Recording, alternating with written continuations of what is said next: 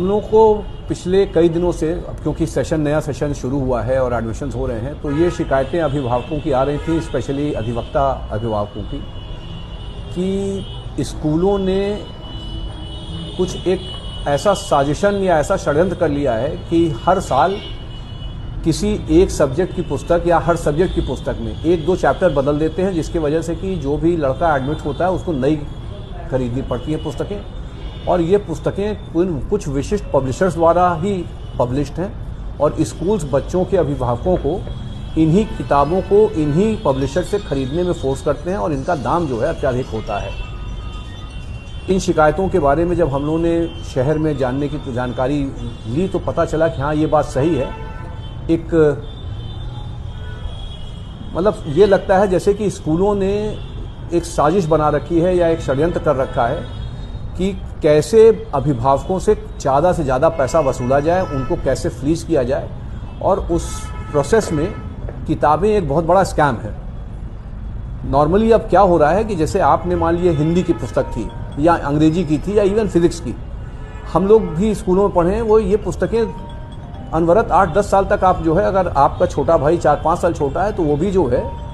जब तक 8वीं में आता था तो आपकी 8वीं वाली पुस्तकें वो पढ़ लिया करता था। लेकिन ये रीसेंट ट्रेंड है जिसमें हम देख रहे हैं कि अब पुस्तकों में एक चैप्टर या 2 चैप्टर,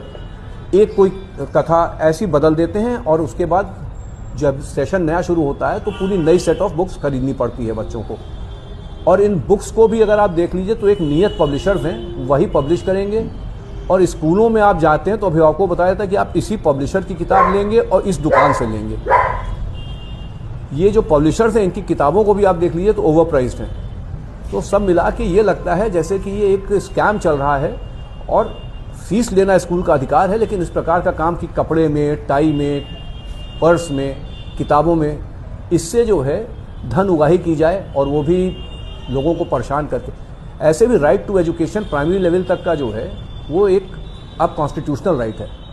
और इस राइट के इफेक्टिव होने के लिए आवश्यक है कि बच्चों के ऊपर और अभिभावकों पे आर्थिक दबाव न पड़े, आर्थिक बोझ न पड़े। फीस का बोझ ही काफ़ी है, इस टाइप की बोझ बढ़ा के अभिभावकों को और बच्चों के फ्यूचर के साथ खिलवाड़ हो रहा है। इसीलिए आज हम लोगों ने मुख्यमंत्री जी को ये चिट्ठी लिखी है कि इस पे सरकार को कुछ सक्रियता से कुछ न कुछ कार्य करना चाहिए और इस प्रकार के कृत्यों पर रोक लगाई जानी चाहिए। देखा जा रहा है कि निजी स्कूल प्रबंधन